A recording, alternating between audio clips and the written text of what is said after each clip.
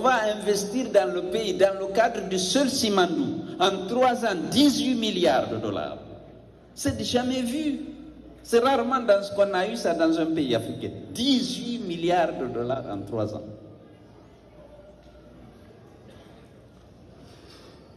L'État gagne. Mais où va l'argent? 3 destinations. Acheter des armes et des équipements pour mater toute velléité de leur retirer le pouvoir ou de les obliger à faire des élections pour donner au peuple le droit de choisir ses dirigeants. Ils en ont parlé, ils ont juré de le faire, ils ne veulent pas ça, ils veulent confisquer le pouvoir.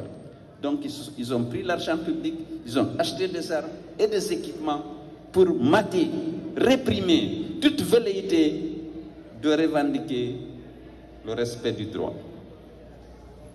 L'autre destination, c'est l'enrichissement personnel, la corruption, le détournement des deniers publics. Alors la 3e destination, c'est l'achat des consciences, des partis politiques, des religieux, des organisations de la société civile, pour que tout le monde adhère à leur idée, parce que les gens sont pauvres. L'argent, on donne l'argent. Doumbouya est le meilleur. Il faut changer les textes. Il faut abandonner les serments, les engagements pris. Il y a beaucoup d'argent dans le pays. Il faut acheter les consciences. Voilà pourquoi je veux vous demander de rester mobilisés. Notre combat n'est pas terminé. Malheureusement, on aurait voulu qu'il continue. Il faut que notre pays soit un état de droit, où le droit du peuple de choisir ses dirigeants soit respecté au niveau de la commune, au niveau de l'Assemblée, au niveau de l'exécutif. C'est la démocratie. Vous voyez ce qui se passe au Sénégal. Vous connaissez ce qui se passe ici. J'étais invité à la convention du Parti démocrate. Il faut se battre pour obtenir la confiance des électeurs.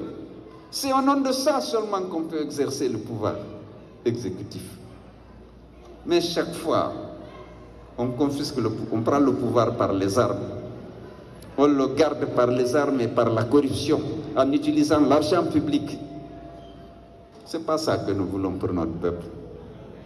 Conséquence, voyez cette jeunesse. Ils aiment leur pays, ils aiment leurs parents, ils n'auraient pas voulu les quitter. Mais il n'y a pas de perspective. Ils sont discriminés parce qu'ils sont IFDG. Ils sont discriminés parce qu'il y a ça, le peu qu'il y a. Ce n'est pas le mérite. Ils en ont eu marre, ils partent à l'aventure. Beaucoup sont morts dans la Méditerranée ou dans l'Atlantique sans arriver à destination.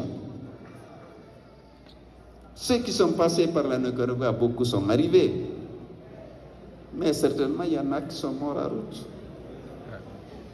Combien entrent qui veulent débarquer dans les Canaries en prenant des embarcations précaires vers le Sénégal pour aller qui passent par le Niger. J'ai rencontré des jeunes à Paris qui m'ont raconté leur aventure. De l'Elouma à Paris, en passant par Bamako, Ouagadougou, Niamey, Agadez, la Libye, la prison et tout ce qu'il a suivi avant d'arriver à Paris. Alors qu'il y a tellement de potentialités dans notre pays. Et puis les gens ont besoin d'être respectés. Ils veulent que leur dignité soit respectée. Et qu'il y ait l'égalité des droits et des chances. Et qu'il y ait des perspectives pour travailler. Ils ont envie d'aider leurs parents pauvres restés au village. Ils ont envie de fonder une famille. Il n'y a aucune perspective. Ils prennent le chemin de l'aventure, de l'exil. Ils sont là des milliers. J'ai vu près de 500 à 1000 personnes à mon hôtel depuis que je suis arrivé. J'avais pitié. Alors, nous ne nous battions pas uniquement pour avoir le pouvoir. Nous nous battions parce que nous étions convaincus que si on a le pouvoir, on aurait pu développer ce pays, garantir l'égalité des droits de chance et le respect de la dignité de tous les fils du pays, sur les mêmes plans d'égalité. Et c'est pourquoi, c'est parce que vous me faites confiance, que vous êtes toujours derrière moi. Malgré les revers qu'on a eus, les gens sont restés fidèles et constants parce que vous ne devez pas, chacun d'entre vous ici, personne ne pourra être ministre, gouverneur ou ambassadeur, mais vous voulez que votre pays soit bien géré. Et vous savez que c'est notre ambition à l'UFDG. Nous avons l'expérience, les capacités, la volonté de sortir la Guinée de la haine, de la violence. Non, on m'a dit c'est 22 heures. Ah bon, c'est 22 heures.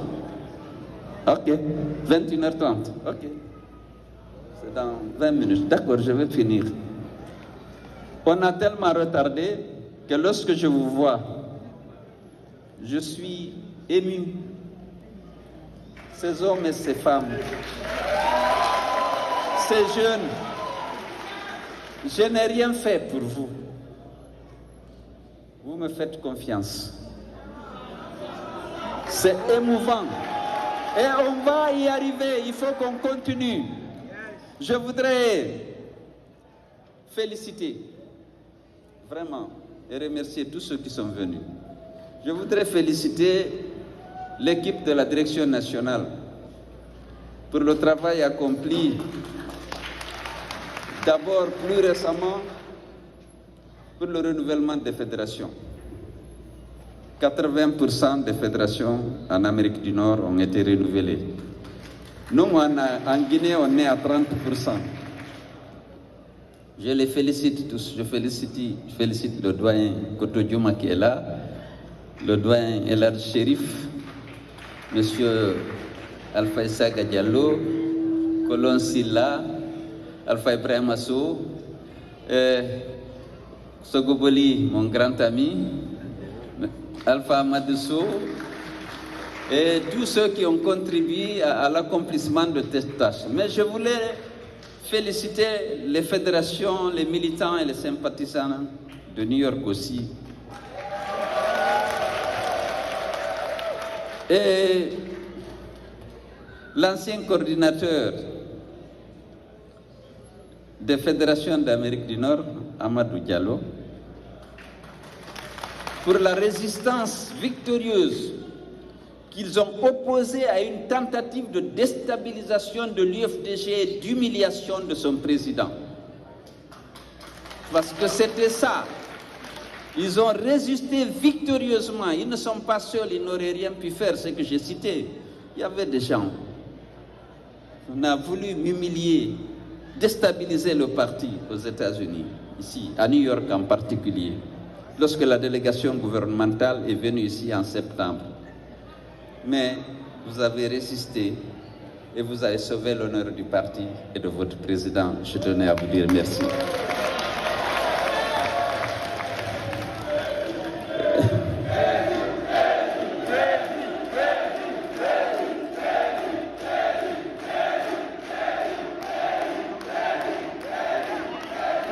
Je voudrais par la suite demander à tous les responsables du parti, à tous les échelons, d'aider ce jeune qui vient d'arriver de la Guinée.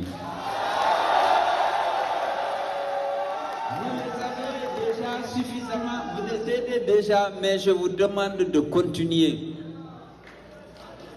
Ils n'auraient pas souhaité être là, ils auraient souhaité mettre leur énergie, leur talent au service de leur pays, dans le pays, travailler. Ils aiment la Guinée, ils aiment leurs parents. Ils sont là, pas par leur simple volonté d'aller à l'aventure. Mais il faut les aider pour s'insérer. À vous, le jeune, vous êtes arrivés dans un état de droit. Il faut respecter les lois du pays et les autorités du pays. Il faut que la communauté guinéenne soit exemplaire dans le respect des lois du pays.